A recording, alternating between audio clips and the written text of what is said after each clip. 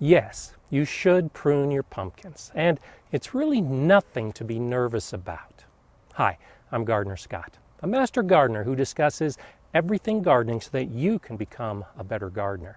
And today, I'll show you how I prune my pumpkins.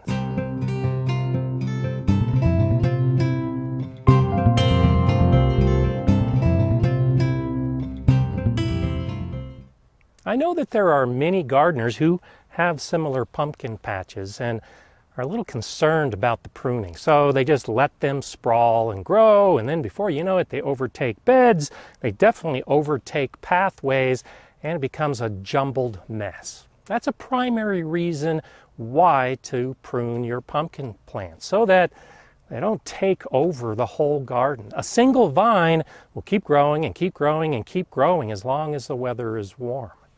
This is midsummer for me, and in my garden, this is when I prune pumpkins. Now, you can prune much earlier in the season to direct the growth of your plant, but I've got really harsh conditions, especially the hail from thunderstorms. And if I prune too early in the year and a hailstorm comes, it may devastate the plant that I recently pruned. So I wait until conditions stabilize a little bit and then get to the pruning for the second main reason, to try to direct as much energy into the fruit, because I can see the end of the season coming. I'm only about 6 weeks away from my first frost, and I want my pumpkins to fully develop. So by pruning in midsummer, I can stop some of that rampant growth of the vines and get it focused on the fruits. I have 10 pumpkin plants growing on both sides of my hugelkultur mound garden bed. I've got 5 on this side and 5 on that side, and they're slightly staggered, but the plants are just under a meter apart from that end of the bed to this end of the bed where I have a zucchini plant. For the most part, the plants that are on that side, I've trained their vines to grow parallel to the bed, and the vines on this side are also growing parallel to the bed.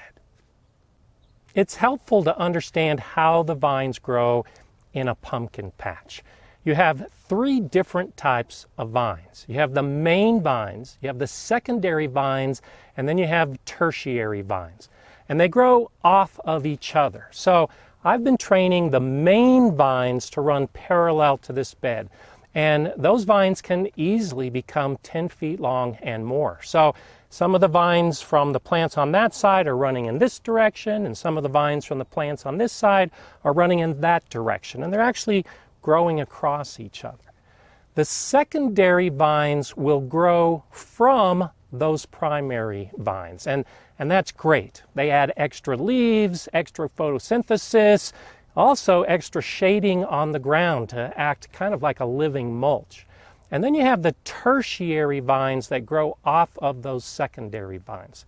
Right off the bat, when you learn about how the vines grow, you'll realize, kind of like a tomato plant with lots of suckers that are sprouting out, you want to get rid of those tertiary vines whenever you see them.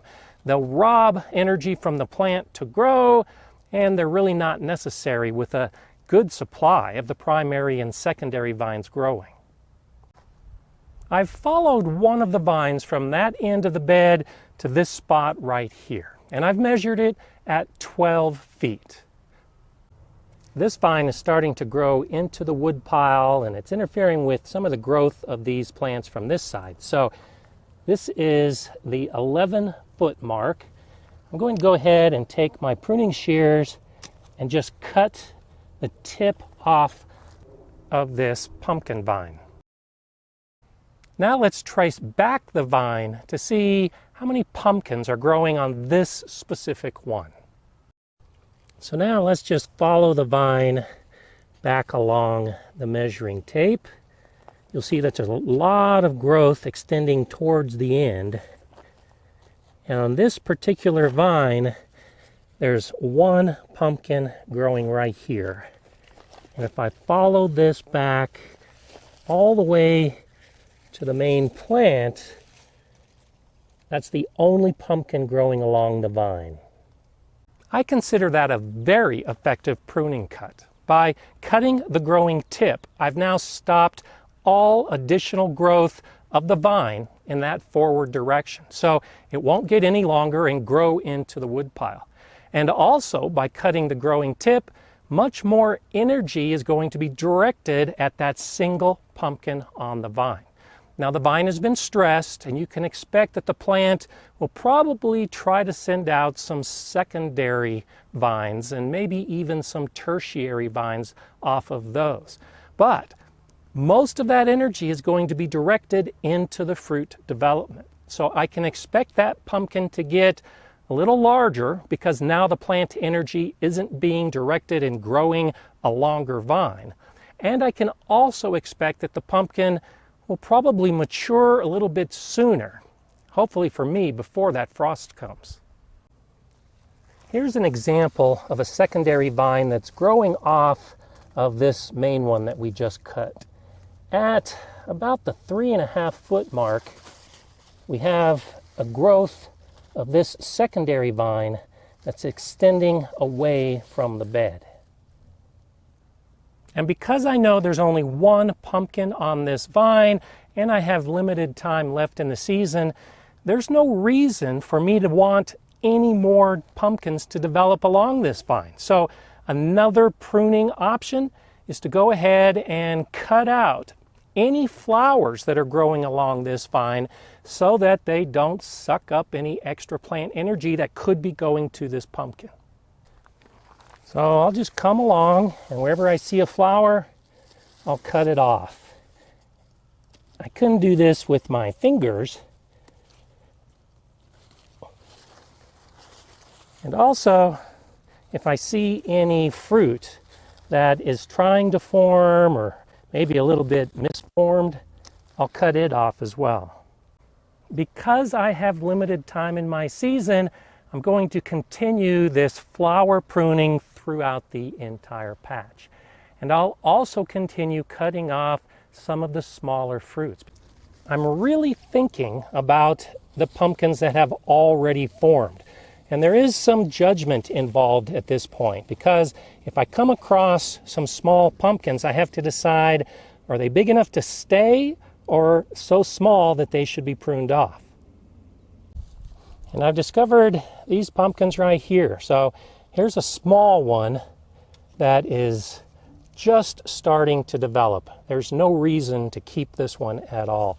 But there's another one that is about the size of a softball. There's probably not enough time in the season for this one to continue growing, so I'm going to go ahead and cut this one off. It's good size. I really hate to do this, but it needs to be done just to ensure that the others will continue to grow. A little farther up the hill, found some bigger pumpkins. Here's one bigger than a softball. It gets to stay. Here's another one that's also big enough to stay, even though it's pretty small. And at the top of the hill, there's one that's definitely big enough to save. What I'll do at this point is go ahead and prune off all of the flowers just because they have no purpose at this point, because there's lots of good pumpkins developing along these vines. So those are the basics of pruning to benefit the fruit. And it takes a little bit of thinking, of consideration for the size.